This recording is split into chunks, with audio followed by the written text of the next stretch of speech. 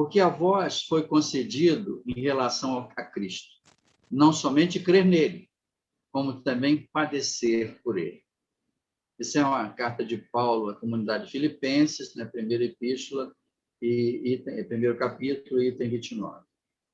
Cooperar pessoalmente com os administradores humanos, em sentido direto, sempre constitui objeto da ambição dos servidores dessa ou daquela organização terrestre.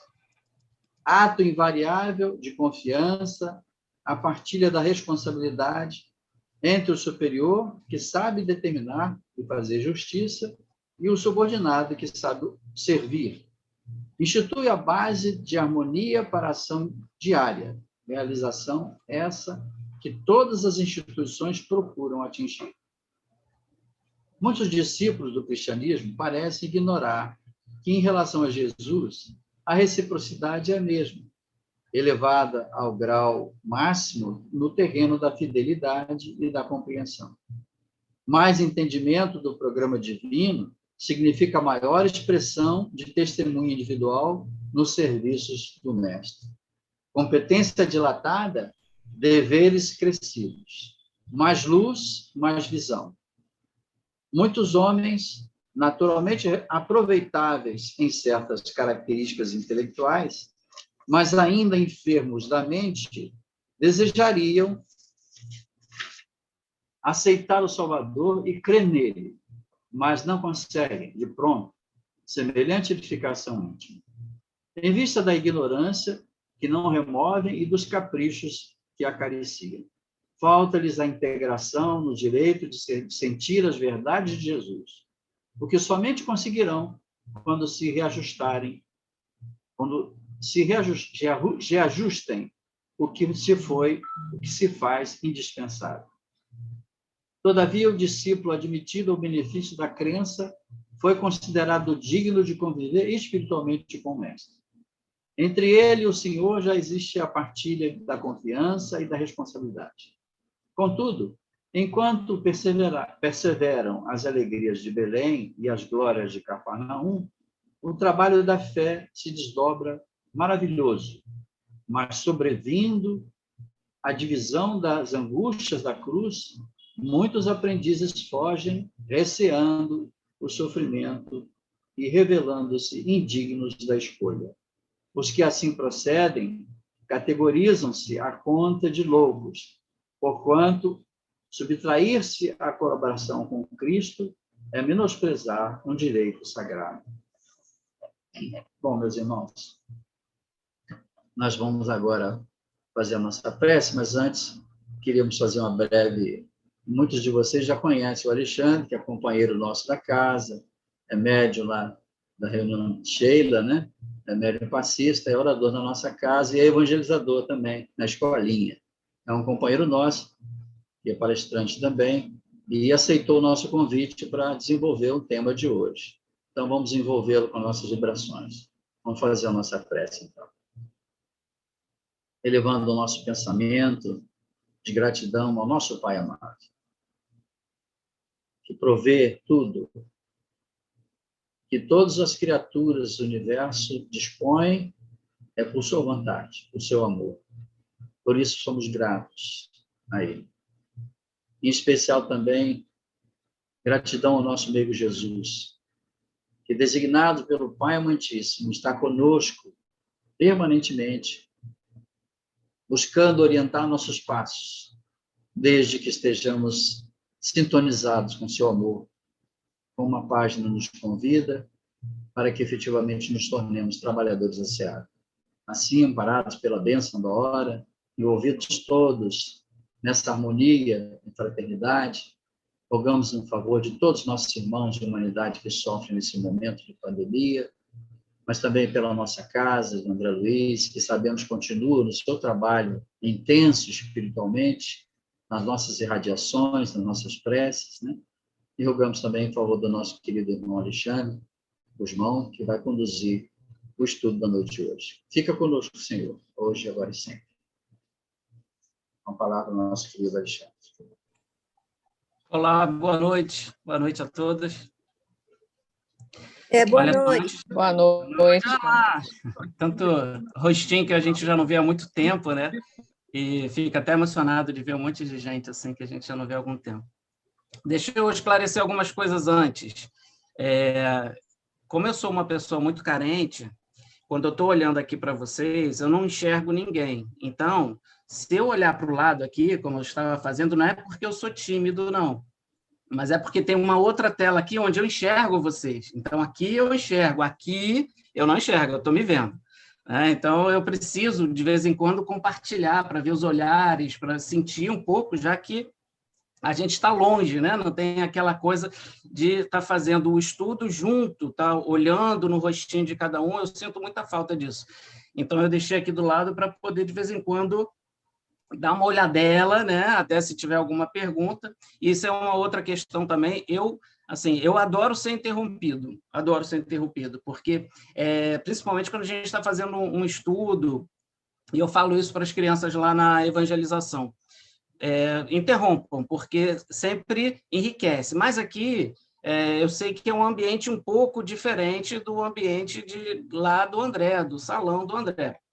Então, se quiserem fazer isso, levanta a mãozinha, acho que tem um sisteminha de levantar a mão para quem conhece, ou então escrevam no chat, que aí tem o Newton, o Guilherme, a Denise, eles estão olhando, e aí eles sentem um time, né? E pode dar uma interrompida, né? Se for uma pergunta, porque às vezes vem uma dúvida ou vem uma questão que depois a gente esquece. E naquele momento que a gente está falando, então, depois, se deixar para depois, muitas vezes esquece. Então, isso é outra coisa.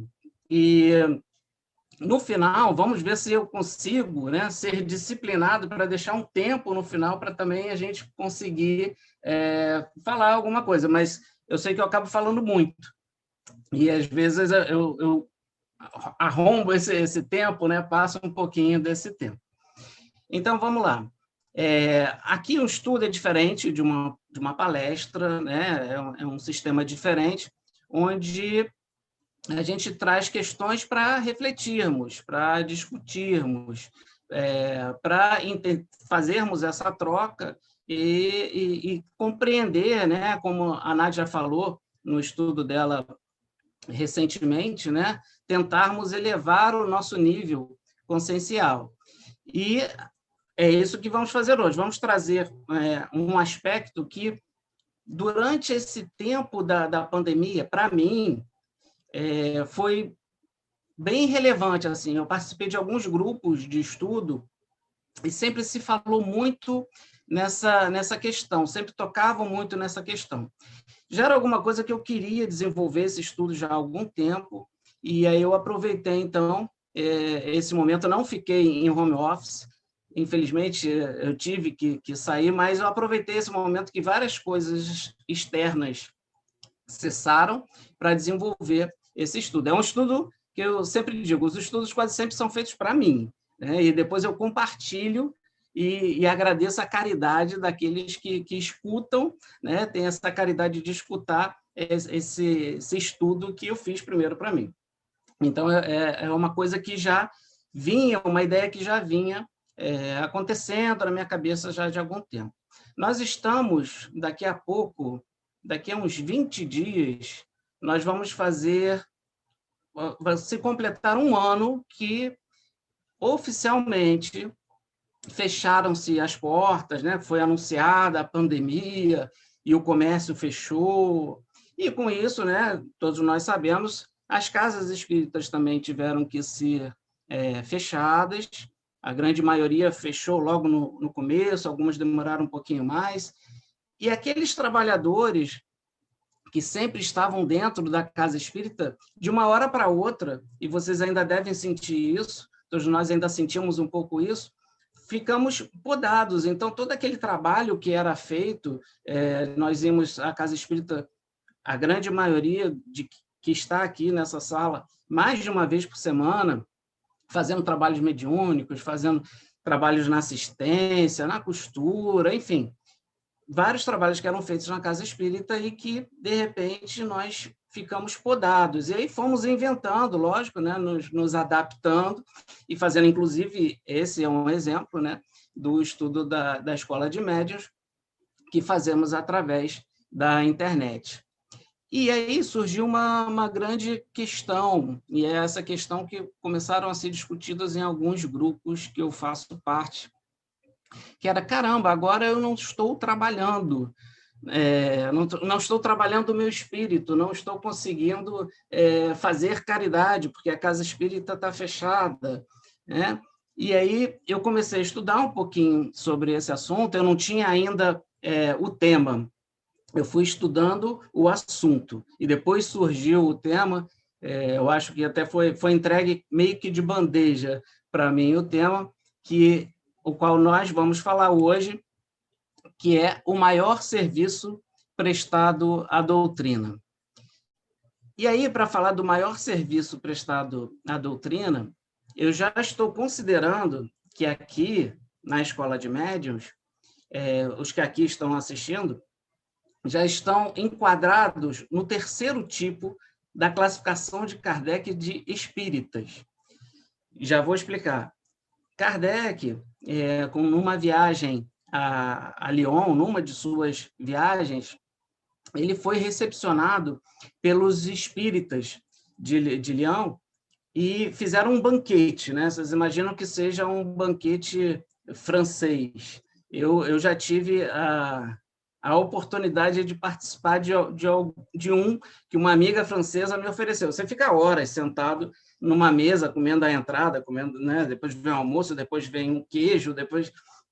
É bem legal. E nesse banquete que foi oferecido a Kardec, ele fez um discurso, que eu vou disponibilizar agora para vocês uns trechinhos. E nesse discurso, ele classificou os espíritas em 3 tipos, vamos dizer assim, dentro da racionalidade de Kardec, né? E da pedagogia de Kardec, querer sempre separar as coisas para o nosso melhor entendimento, e ele classificou, então, os espíritas em 3 tipos. Deixa eu abrir aqui para vocês, para ficar maior.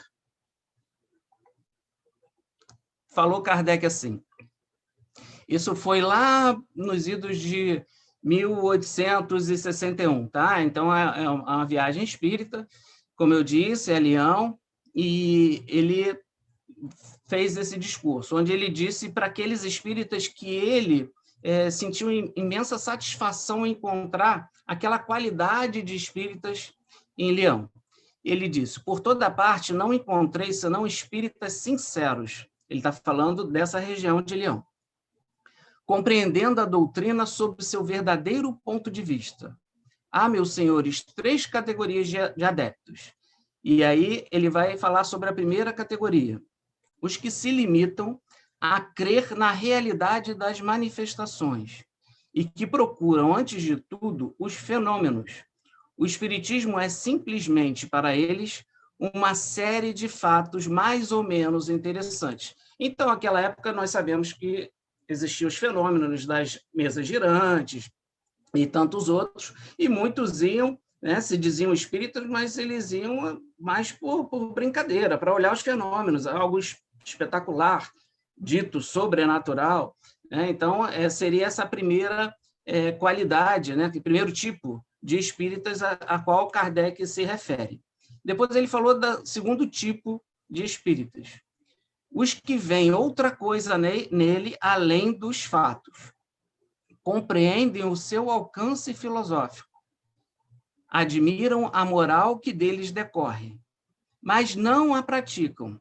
Para eles, a caridade cristã é uma bela máxima e nada mais. Então, é aqueles que muitos de nós conhecem, que às vezes vão no centro espírita, conhecem a doutrina e falam assim, olha, isso tudo é muito bonito, mas não é para mim ainda não. Eu ainda não consigo, vamos deixar para outra encadernação, né? Vamos deixar para depois, porque eu não consigo ainda praticar os preceitos da doutrina. E aí chegamos, então, ao terceiro. O terceiro tipo, Kardec diz, e, finalmente, os que não se contentam de admirar a moral, praticam e aceitam-lhe as consequências, bem convencidos de que a existência terrestre é uma prova passageira esforçam-se por aproveitar esses curtos instantes para marchar na senda do progresso que lhes traçam os espíritos.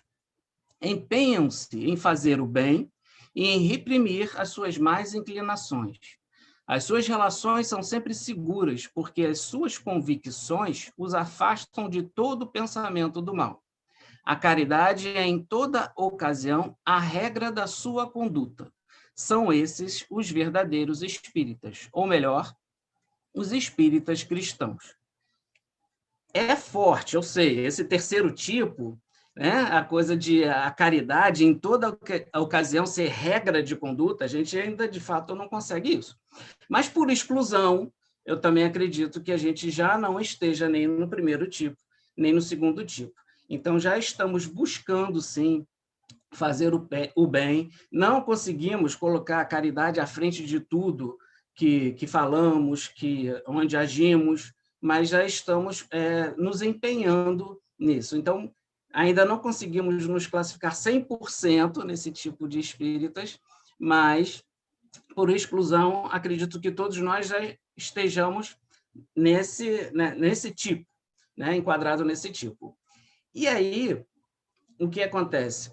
Quando nós já estamos nessa fase, né, do ser espírita, nós queremos, então, retribuir ao espiritismo aquilo que o espiritismo já nos trouxe. E muitos de nós começam, então, a laborar dentro da casa espírita, de alguma forma, a executar algumas tarefas dentro da casa espírita. E é sobre isso que a gente vai falar na essência. E, para isso, eu escolhi um livro onde, não se preocupem, porque eu não vou contar a história do livro para aqueles que ainda não leram. É um livro famoso no meio espírita, muitos já devem ter lido. Eu li, já tem uns 15 anos que eu li esse livro, talvez mais, mas eu tive que relê-lo, porque eu lembrei dele fazendo um trabalho estudando para uma outra palestra. Eu peguei algumas partes desse livro e aí eu lembrei que, quando eu li, ele me causou uma estranheza, até, confesso, um certo desânimo, porque quando eu comecei a ler o livro, eu falei assim, caramba, se esse personagem desse livro fez tudo isso, então eu não sei o que vai ser de mim.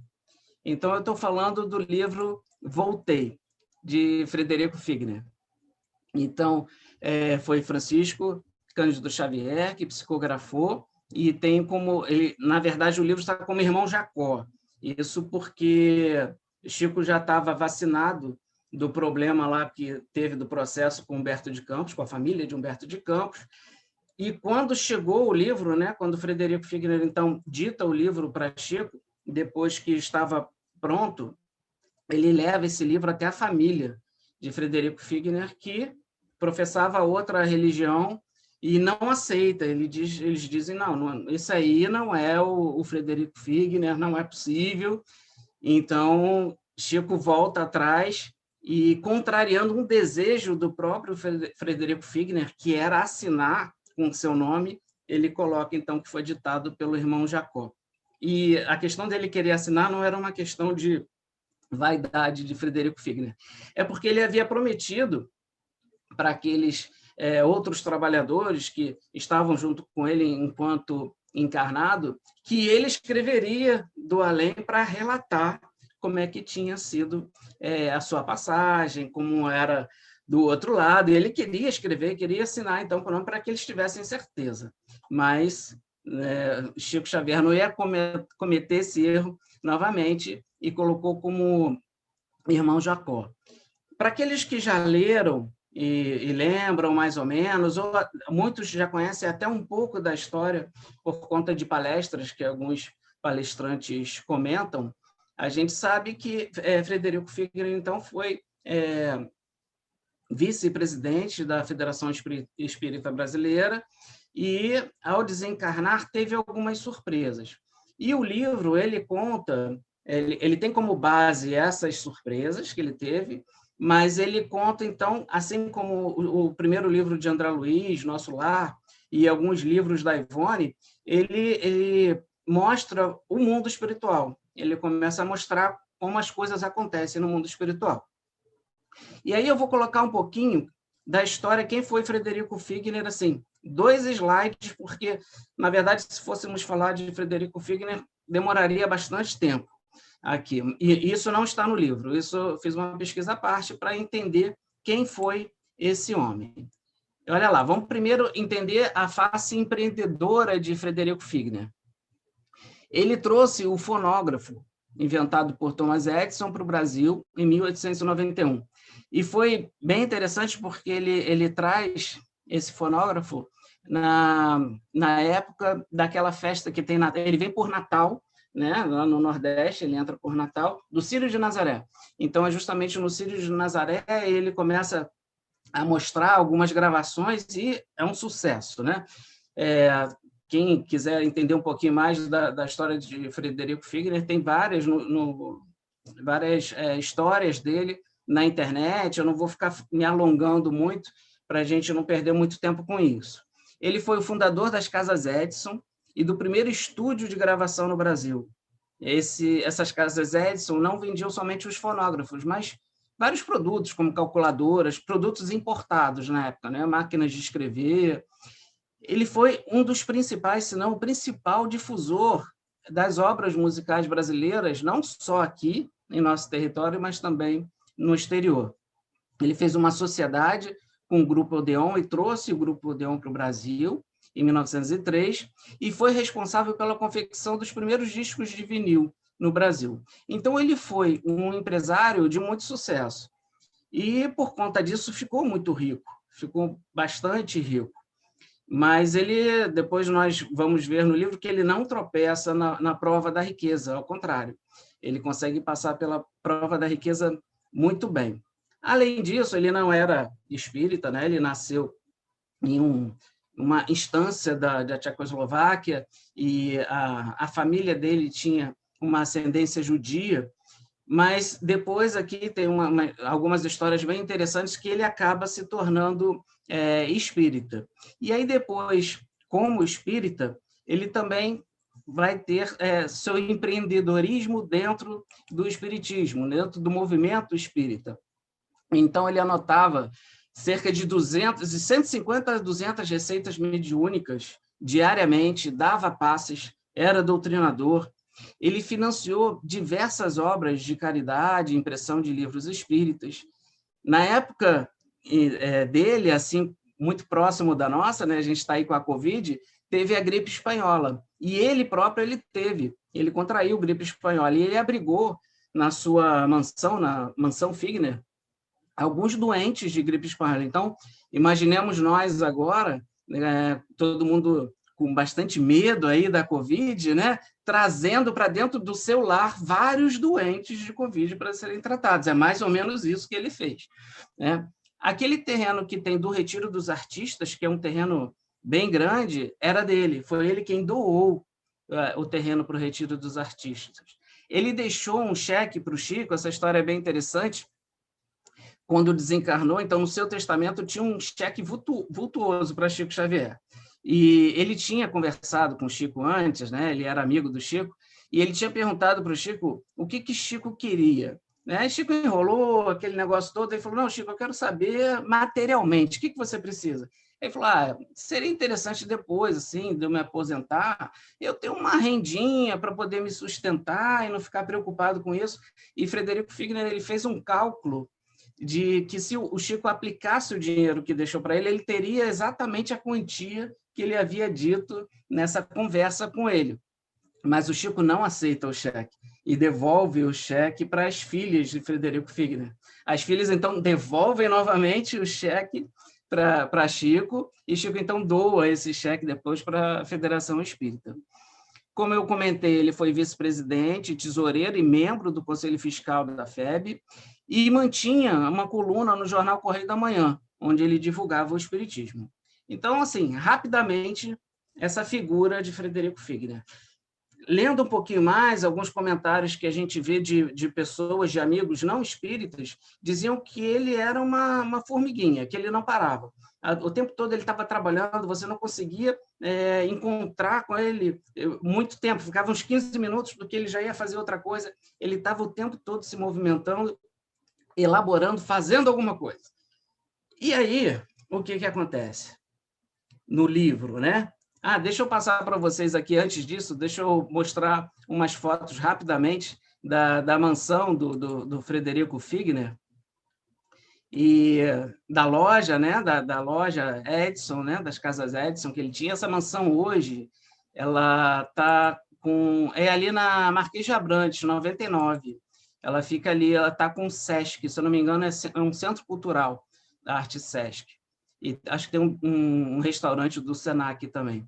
E aqui é um folheto da época da Casa Edson, a gente pode ver que tem várias quinquilharias ali, né? Não é só o fonógrafo, ele trazia várias quinquilharias. Mas qual não é, né, a nossa surpresa quando a gente vai ler o livro, e se no livro não tem essas informações que eu passei, mas depois que a gente entende quem foi a figura de Frederico Figner, a gente, logo no começo, se depara com algumas frases que nos chocam. Então, logo no começo, ele diz o seguinte, isso ele comentando depois de desencarnado: escoaram-se alguns minutos e respeitável senhora, ladeada por 2 benfeitores, acercou-se de nós. Reconheci-lhe a elevação pela invejável serenidade. Formosa alegria parava-lhe ao semblante calmo. Saudou-nos a todos, simpática e feliz. De todos nós, ou seja, de todos os recém-desencarnados que ali estavam, era a única de cujo peito irradiava a luz. Então, Frederico Figner, depois de ter feito isso tudo que vocês viram, ele chega do outro lado apagadinho. E ele vê uma senhora que depois, mais à frente, ele vai descobrir que era uma professora, com luz. E em outros momentos ele comenta essa situação, falando inclusive da filha dele. Ele tinha uma filha primogênita que desencarnou antes dele. E essa filha recepciona ele no plano espiritual. Então ele comenta sobre isso também. Ele diz: reparei o halo de luz que a envolvia, Marta, a filha dele, e os traços brilhantes que cercavam Andrade. Andrade é um outro personagem da história que também o recepciona no plano espiritual, fixando-me em seguida num demorado e autoexame. Meu corpo espiritual jazia tão obscuro quanto o veículo denso de carne. Então, isso passou a ser uma agonia para ele. Como é que, depois de tanta coisa, devia estar passando na cabeça dele, depois de tanta coisa eu estava escurinho, né? Eu não conseguia fazer brilhar uma faísquinha sequer. Em outro momento ele diz, então, meditando, reconhecia que perdera tempo na terra, mas algum lugar da vida nova me reservaria serviço salvador. Como assim um homem desse perdeu tempo na terra? Quando a gente olha uma coisa, você, peraí, então para tudo que não dá para mim. Eu vou me enquadrar naquela segunda categoria do espírita, aquela categoria que, olha, é tudo muito bonito, mas não dá para mim. Porque um homem desse que trabalhou tanto e trabalhou no bem, ele reconhece que perdeu tempo na Terra. Quando eu li isso, então, há muito tempo atrás, mesmo depois, vendo o final da história, eu entendi, mas não entendi muito bem. Isso ficou na minha cabeça, mas aquelas coisas que a gente joga para debaixo do tapete, falou assim, qualquer dia desse, algum palestrante me explica isso, né? Porque eu não consegui entender muito bem essa história de trabalhar tanto e não conseguir chegar no plano espiritual um pouco melhor, né? Então, como é que é isso? E aí, tem uma passagem que está em Lucas, que não sei se vocês se recordam, que é do fariseu e do publicano, é a parábola do fariseu e do publicano. Que ano passado, eu não sei se foi ano passado, não, foi ano retrasado, eu também fazendo uma outra palestra sobre a humildade, e essa parábola fala muito bem sobre a humildade, sobre o orgulho, a humildade. Eu vou trazer daqui a pouco para vocês relembrarem aqueles que não estão lembrando dessa parábola. E aí, nos estudos que eu estava fazendo, eu me deparei com uma interpretação de Pastorino, na Sabedoria do Evangelho. E achei a interpretação dele muito interessante, porque, de fato, essa passagem ela nos remete muito mais à questão, e Jesus explica isso na parábola, depois ele fala sobre isso, a questão do orgulho, da humildade, e também usamos muito essa parábola para falar sobre a prece. Ela é bem clássica para ser usada nesses assuntos. Mas Pastorino vai dar uma interpretação também seguindo essa linha, mas ampliando um pouquinho mais esse entendimento. Então, vamos recordar a parábola para aqueles que não se lembram. É aquela parábola que dizia assim: 2 homens foram orar ao templo, um fariseu e um cobrador de impostos. O fariseu orou assim: eu te agradeço, ó Deus, porque não sou pecador como as outras pessoas desonestas, injustas, adúlteras, nem sou como aquele cobrador de impostos ali. Jejuo 2 vezes por semana e dou a Deus 1/10 de tudo que ganho. O cobrador de impostos mantinha-se à distância e, enquanto orava, não ousava sequer erguer os olhos para o céu. Antes batia no peito, exclamando: Deus, tem piedade de mim, que sou pecador. Digo-vos, quem voltou para casa perdoado, aí já são palavras de Jesus, foi este pecador e não o fariseu, porque todo aquele que procura elevar-se será humilhado, e todo aquele que se humilhar a si mesmo será elevado. Então, num primeiro momento, essa passagem, como eu disse, é bem utilizada para a questão do orgulho, da vaidade, e do outro lado da humildade, e também da prece, porque eles estão no templo orando, né?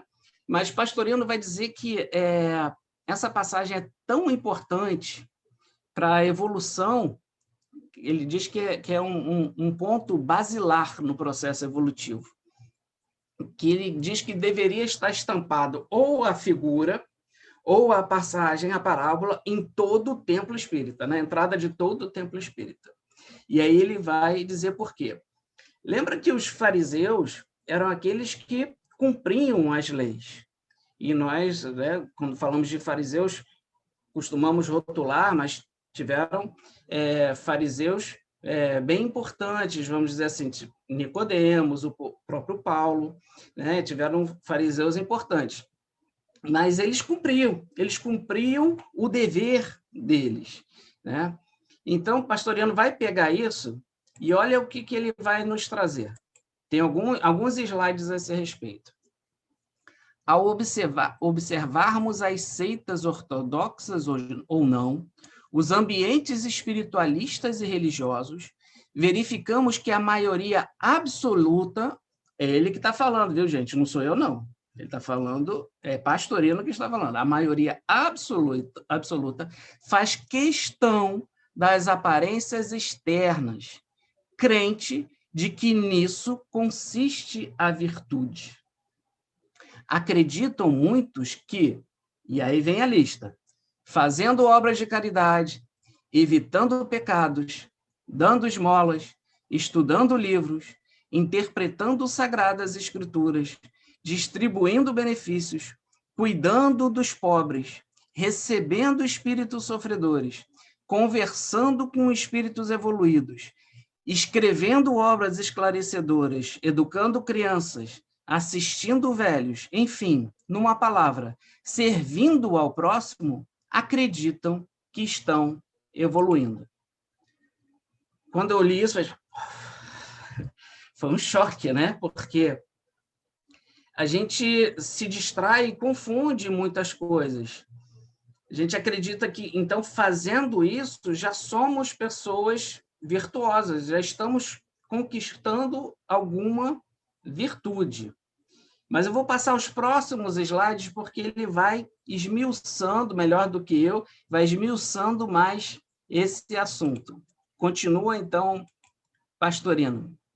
Entretanto, evolução não é absolutamente acúmulo de ações, nem acréscimos externos. Essa é uma ideia essencialmente mecânica da evolução. Embora tudo isso ajude a preparar-nos para evoluir, não constitui de modo algum a evolução em si. Tudo isso trará merecimento, resgatará dívidas do passado, aplanará o caminho do amanhã, conquistará valiosas amizades espirituais e gratidão dos semelhantes, adquirirá bônus hora na permanência no plano astral, preparará encarnações futuras sem grandes lances dolorosos, etc. Mas nenhuma ação traz evolução, porque evolução é vivência. Depois ele ainda fala, a criatura que assim age se julga virtuosa, porque faz força para adquirir bons hábitos e geralmente consegue praticá-los com sacrifício. Fazer força para melhorar não é um mal, absolutamente. Constitui antes um grande benefício para o próprio, pois é esse exercício constante de vencer as inclinações erradas que nos vão acostumando a não gostar delas. Deixa eu só finalizar. Assim, depois de várias encarnações que vivemos a fazer esforços continuados de virtude, acabamos acostumando-nos e forma-se, então, o hábito. Uma vez formado este, e quando agimos certo, naturalmente, sem esforço e sem sequer pensar nisso, então teremos dado um passo evolutivo à frente. Deixaremos de ser virtuosos para sermos naturais ou espontâneos, já que o hábito bom se tornou parte integrante de nossa natureza íntima. Aí eu comecei a entender o livro. Aí eu comecei a pensar em tudo aquilo que Frederico Figner havia executado do lado externo, com a melhor das intenções, e isso que ele fez, como diz Pastorino, angariou frutos para ele. Ele foi recebido do outro lado, nada mais, nada menos, por Bezerra de Menezes. Ele foi atendido, o desligamento dele foi bem assistido, tudo isso, né, ele teve todo o merecimento por tudo que ele fez externo. Mas talvez ele não tenha trabalhado alguma coisa, e aí a luz dele não aparecia do outro lado.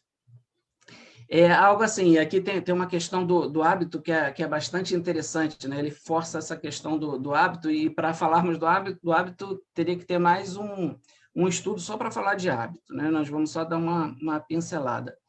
Mas o hábito é assim, eu costumo, aqueles que compartilham da nossa casa, das nossas reuniões, né? Eu costumo dizer, é assim, eu comparo eu e minha esposa, né? Quando eu estou na rua e vejo, por exemplo, uma pessoa caiu, uma pessoa se acidentou, alguma coisa assim, eu sou mais racional. Então, eu penso, caramba, será que se machucou? Será que precisa de ajuda? Eu ajudo ou não? Nesse tempo que eu estou pensando, minha esposa já foi lá e ajudou, porque ela já tem esse ímpeto, né? Eu ainda não construí esse ímpeto, eu sou mais racional. Outro dia eu fiquei todo orgulhoso de mim mesmo, porque eu estava vindo de moto, descendo ali de São Cristóvão, e chovia muito. Aí, quando eu desci, tinha um táxi enguiçado, e tinha um rapaz empurrando, e com uma criança, assim, eles estavam sozinhos, assim, e nesse momento eu fiz que nem minha esposa, assim, já saltei do carro, não pensei se era assalto, se era, né, se estavam me enganando, já fui lá e ajudei para empurrar, falei, acho que eu estou aprendendo alguma coisa, né? Então, tudo isso que a gente faz no exterior, ele nos ajuda, como diz Pastorino, a criarmos novos hábitos. O segredo é como nós estamos fazendo. A reflexão é o que estamos fazendo dentro da casa espírita. Ou o que estamos fazendo, nós estamos trazendo também para o nosso interior, está nos auxiliando, ou estamos simplesmente executando. Né? Como se diz na gíria popular, estamos batendo o cartão. A página que o Newton trouxe, e ele me perguntou se queria alguma página para escolher. Eu falei, não, Newton, escolhe aleatoriamente, porque eu gosto do acaso. E eu não sei se vocês prestaram atenção na página, que ela diz assim, primeiro, logo a chamada dela diz assim, e constrangeram certo Simão, Cirineu, pai de Alexandre... não é esse não, desculpa, estou na página errada, é 104. Porque a vós foi concedido em relação a Cristo não somente crer nele, como também padecer por ele. Quando a gente vê essa palavra padecer, a gente pensa logo no sofrimento, né, na cruz. Mas o padecer aqui, Emmanuel vai nos trazer, é nós renunciarmos a nós mesmos, renunciarmos aos nossos interesses pessoais. Isso traz, de fato, sofrimento, né? Até adquirirmos esses novos hábitos. E tem um parágrafo aqui que eu gostei muito. Cadê? 104. Se eu achar ele, né, que eu marquei aqui. Agora eu não vou achar.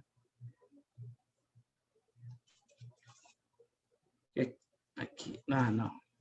Bom, enfim, depois eu acho, não era para ler. Mas é isso, de nós conseguirmos olhar para nós mesmos e entendermos as más tendências ou aqueles hábitos nocivos que ainda trazemos conosco. Isso é um trabalho árduo, né? Nos lembremos de Calderaro quando ele fala da casa mental, né? Ele explica esse processo. Eu trouxe aqui a passagem de Calderaro quando ele fala no livro O Mundo Maior da Casa Mental, né? Então, ele fala como se tivéssemos que entender como um castelo de 3 andares, né? Então, separa aqui os andares e os moradores, vamos dizer assim. Então, nesse castelo, no primeiro andar, situamos a residência de nossos impulsos automáticos. Então, aqui no primeiro andar, né? No subconsciente, nós temos os impulsos automáticos. No segundo, localizamos o domicílio das conquistas atuais, é a nossa consciência plena das conquistas atuais. E no terceiro, temos a casa das noções superiores, é o superconsciente, né? Então, Calderaro vai explicar que, num deles, no primeiro, moram o hábito e o automatismo. No outro, no segundo, aqui, na consciência, residem o esforço e a vontade. E, no último, demoram o ideal e a meta superior a ser alcançada.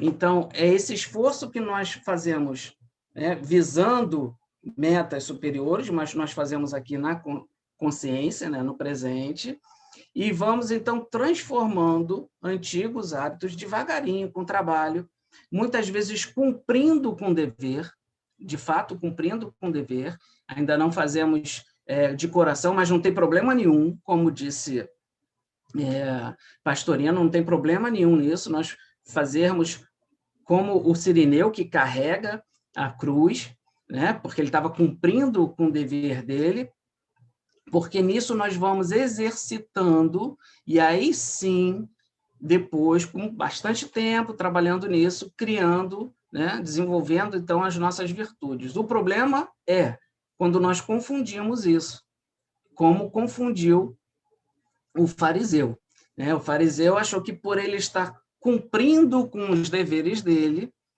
ele, então, já estava melhor, numa melhor situação do que o publicano. E o publicano, ele reconhecia a situação que ele se encontrava, ele tinha um autoconhecimento muito maior que o fariseu. Vamos fazer um esforço de nos deslocarmos, então, como se fôssemos o fariseu. Quantas vezes, na casa espírita, então, nós achamos que temos que fazer isso, não, isso aqui eu preciso trabalhar, por exemplo, na assistência social, e por causa disso, eu começo a acreditar que eu já tenho a virtude, eu já sou virtuoso em ter empatia, em compreender o próximo, quando, em verdade, nós estamos ainda trabalhando. Depois que isso se formar algo de forma muito natural, né? Se formar um novo hábito, aí sim a gente vai ter conquistado as virtudes. Mas o problema está justamente em conseguir enxergar os maus hábitos. Né? Então, a famosa pergunta, questão 919 do Livro dos Espíritos, né? Qual é a forma mais eficaz, né, de evoluirmos, né, de ascendermos? Conhece-te a ti mesmo. Um velho sábio já dizia. Então, esse exercício de conhecermos a nós mesmos é que é muito complicado, né? Nós não conhecemos, nós não nos conhecemos. E Martins Peralva, então, ele faz um caminho para essa instalação de novos hábitos. Então, ele está no livro Pensamento de Emmanuel, e ele diz assim, ó, o processo evolutivo do ser humano, no plano físico e no plano espiritual, obedece, em tese, a 4 fatores essenciais. O primeiro fator é compreender a necessidade de mudar. Então, a gente só consegue compreender se fazemos esse exercício de autoconhecimento. Se nós não sabemos as tendências ainda ruins que carregamos, a gente não tem essa... Vou mudar para quê? Né? Isso aqui tá bom desse jeito, né? Eu nasci assim, eu vou ser sempre assim, né? Vou morrer assim, né? Síndrome de Gabriela, não é isso? Então, os amigos espirituais, eles vão nos dar vários avisos, né? Amigos encarnados vão nos estimular através da palavra, ou seja, o trabalho, né? Muitas circunstâncias vão se desenrolar para que nós possamos compreender o que precisamos melhorar. Mas precisamos estar atentos, né? Ter ouvido de ouvir e olhos de ver, né? Assim que Jesus falava. Então, esse é o primeiro fator que nos traz Martins Peralva para começar a mudar. Tem até uma pesquisa interessante, eu vi que ela se repetiu em 2020, eu não sei se vocês tomaram conhecimento, mas foi uma pesquisa do Datafolha. Ela primeiro foi feita em 1995, e ela perguntava para as pessoas se elas acham que existe preconceito contra negros no Brasil. E 89% das pessoas disseram sim, lógico que tem preconceito contra negros. E aí depois ela fez outra pergunta, e você é preconceituoso? E as pessoas responderam, não, eu não sou, só 10% disseram que eram preconceituosos.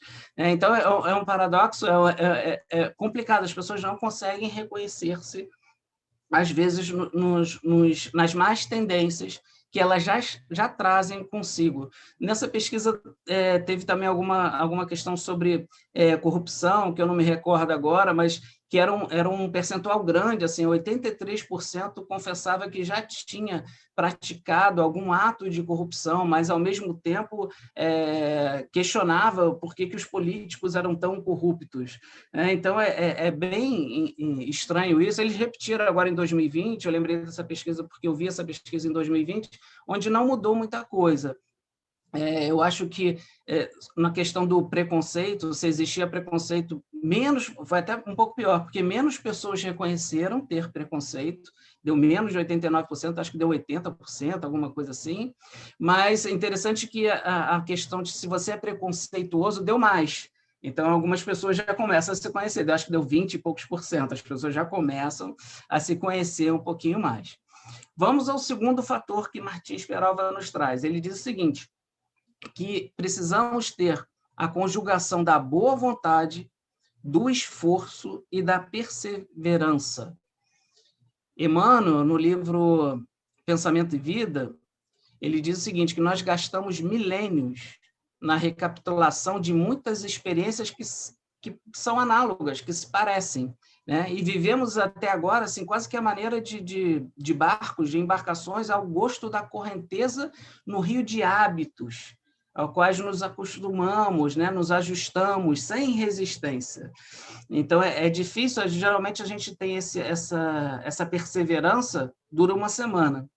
Depois de uma semana é igual dieta, né? A gente, não, essa semana eu vou começar a correr, eu vou começar a fazer dieta, aí chega a segunda semana, caramba, essa semana eu estou meio cansado, acho que não vou, tá difícil, tem um docinho, tem um aniversário do amigo, poxa, o aniversário do amigo eu vou comer um bolo, né? Não vou fazer essa desfeita, e aí a gente começa a colocar, sem querer, uma coisa que a Nádia tocou nesse assunto também na palestra dela, que ela falou dos homens, que ela falou dos hedonistas espetáculo, né? Aqueles que gostam de se mostrar, e falou dos homens espelho, ou seja, aqueles que querem ser vistos dessa forma, né? Muitas vezes a gente quer ser visto de uma maneira e age de uma forma, mas por trás pensa de outro, como é aquele doce escondido, né? Fica maculando ali um exercício. O pessoal pergunta: foi para a academia? Não, estou indo para a academia sim, né? Mas a gente se engana e acaba criando algumas máscaras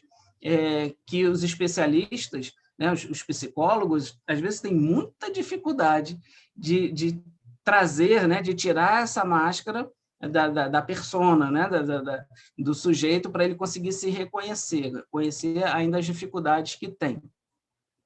O terceiro fator, e agora eu já dei até uma adiantada e botei o terceiro e o quarto, porque eu estou vendo que o reloginho aqui do meu lado está correndo rápido, é a firme deliberação de estabilizar a mudança. Então, é um pouco da continuação do segundo, mas fala um pouquinho mais da perseverança. E o quarto é o propósito firme de não retroceder na atitude mental superior, a fim de que se verticalizem as suas aspirações eternas. Tem um livro que eu gostei bastante, mas é um livro bem comercial, tá? Não é um livro... É um livro bem comercial, voltado mais para o marketing e tudo, mas ele traz, num primeiro momento, várias pesquisas feitas a respeito do cérebro e como funciona a questão do hábito, né? Se chama O Poder do Hábito, não sei se vocês conhecem, é bem interessante, a primeira parte dele é bem interessante, depois ele se volta mais para essa questão do marketing. E ele conta várias histórias muito interessantes. Ele tem de uma jovem que se chamava Lisa. São duas Lisas, na verdade, porque ela era uma pessoa assim, que ela era fumante, gostava bastante de beber, assim, desde os 16 anos ela fumava e bebia bastante, lutava bastante contra a obesidade a maior parte da vida, né? E chegou um ponto, ela acaba se divorciando, tem toda uma história que muda por completo, então, a visão de vida dela. Ela falou assim: eu tenho que mudar. E ela começa a se empenhar. E a gente, lendo o livro, a gente vê que ela cumpre exatamente esses passos de Martins Peralva. E ela, então, emagrece, enfim, tem até foto, depois eu procurei na internet, eu ia colocar aqui, mas ia ficar muito longo. E é muito interessante que depois os pesquisadores, analisando o cérebro da Lisa, eles verificam que, apesar de ela ter incorporado novos hábitos, ainda existiam conjuntos de padrões neurológicos dos seus hábitos antigos dentro do cérebro. Só que eles estavam desligados, mas eles ainda estavam lá. Então, quando Martins Peralva fala do propósito firme de não retroceder, é porque está ali no nosso cérebro. A qualquer momento, se descambamos novamente para aqueles antigos hábitos, como ainda não conquistamos essa virtude, eles retornam. Então, é bem interessante essa pontuação de Martins Peralva nos mostrando quais são os passos que nós fazemos, e que não são nada fáceis, né? Vou colocar assim de maneira simplista, está ótimo, né? Mas para a gente conseguir adquirir, então, novos hábitos. E aí eu pergunto para vocês, né, dentro da...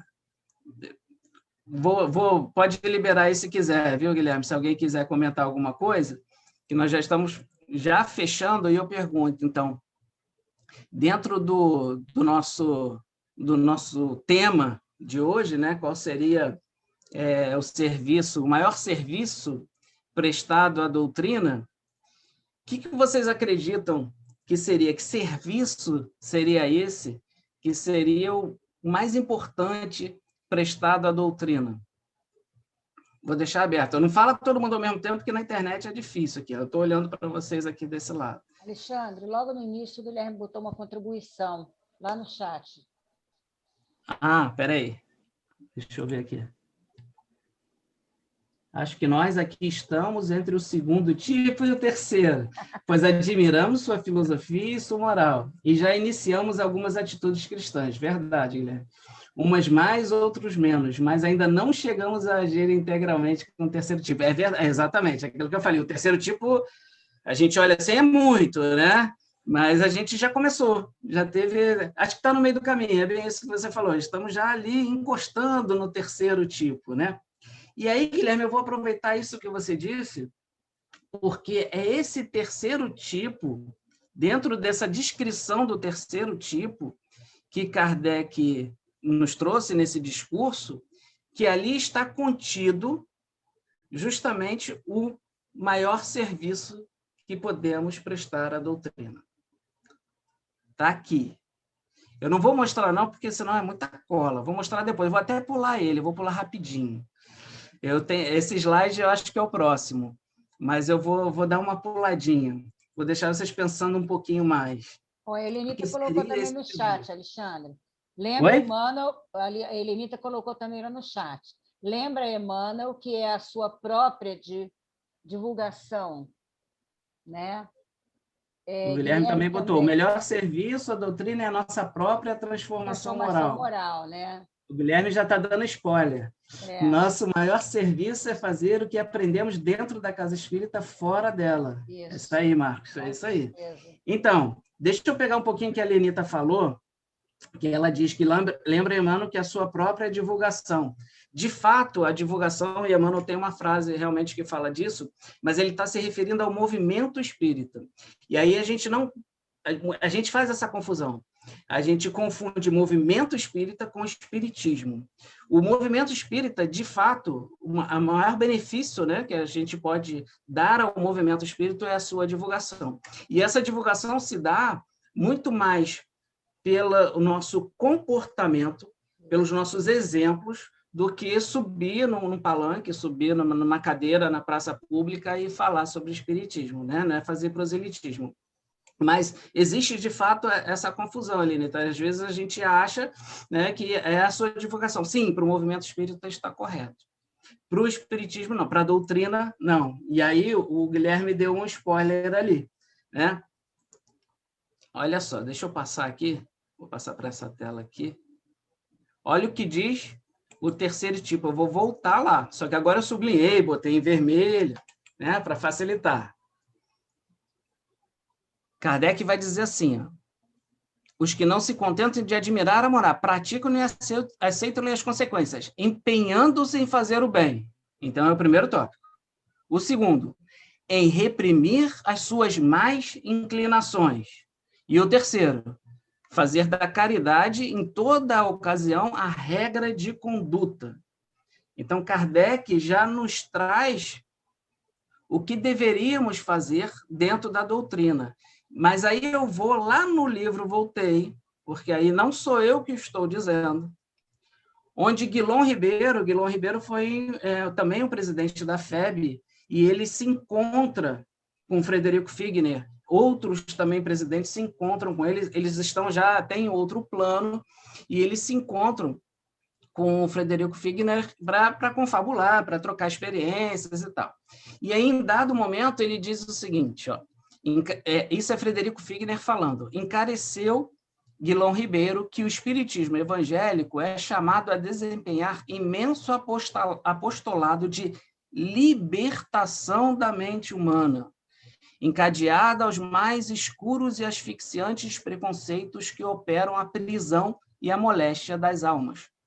Salientou que não vale morrer sem a regeneração íntima, porque ninguém avança um palmo no caminho da eternidade sem luz própria. Daí a continuar acreditando que o maior serviço prestado à doutrina, isso é Guilom Ribeiro falando, se vocês quiserem brigar com ele, fiquem à vontade, não é uma frase minha. O da própria conversão ao infinito bem. Os fenômenos que costumam preceder a mudança das atitudes mentais no terreno das convicções, outra finalidade não trazem senão a de sacudir a consciência, despertando-a para a responsabilidade ante as leis universais.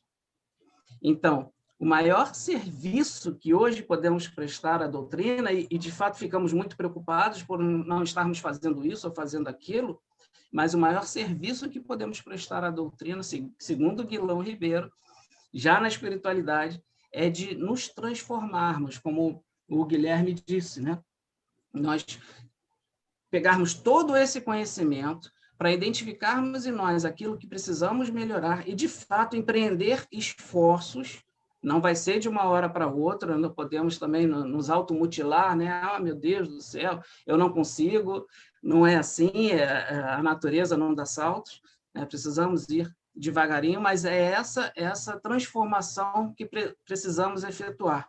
E eu vou trazer, para fechar, então, um pensamento de André Luiz a respeito disso. Ele diz o seguinte, no livro O Espírito da Verdade: o Espiritismo tem por missão fundamental entre os homens a reforma interior de cada um, fornecendo explicações ao porquê dos destinos, razão pela qual muitos conceitos usuais são por ele restaurados ou corrigidos, para que se faça luz nas consciências e consolo nos corações. Então, é a reforma interior de cada um que é a grande missão do Espiritismo. Então, essa noite era para trazer um pouco isso que eu fiquei ruminando aí durante algum tempo para conseguir compreender essa passagem também de Pastorino, e aí me lembrei do livro, foi todo, né, um vulcão e de reflexões que eu queria trazer para todos, não precisa concordar, né? Se discordar está tudo bem também, porque, como disse Guilherme Ribeiro, é uma doutrina de libertação da alma. Então, a nossa fé ela é raciocinada. Então, existem as discussões, existem os pontos de vista diferentes, por isso que eu não quis trazer aqui nenhum ponto de vista meu, mas eu trouxe exatamente o que está na doutrina e o que a gente consegue arrecadar de outros livros que acrescentam a doutrina espírita. Eu deixo aberto para vocês, acho que já tem mais de uma hora, são 9h34. Consegui?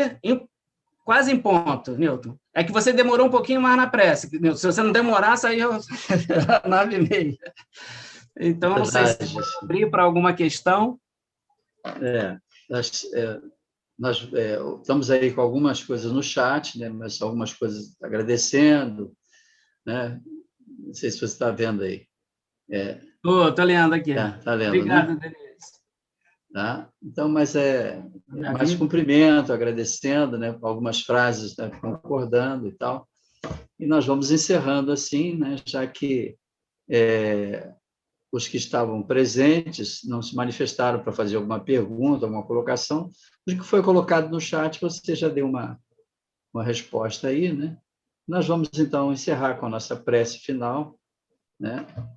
Elevando o nosso pensamento, sempre de gratidão, pela bênção da oportunidade desse momento de encontro com todos aqueles companheiros que frequentam a nossa casa, mas também esse espaço de reflexão que agora vai ser levado para o mundo, através dessa plataforma e colocado no YouTube, vai ser exatamente um recurso para que possamos nós divulgarmos reflexões tão oportunas a respeito do compromisso que devemos ter para conosco mesmo e também com a doutrina, um trabalho que precisamos realizar para que possamos, assim, nos aproximar de trabalhadores daqueles que Jesus conta aqui na Terra, para que a transformação do mundo se dê a partir de cada um de nós.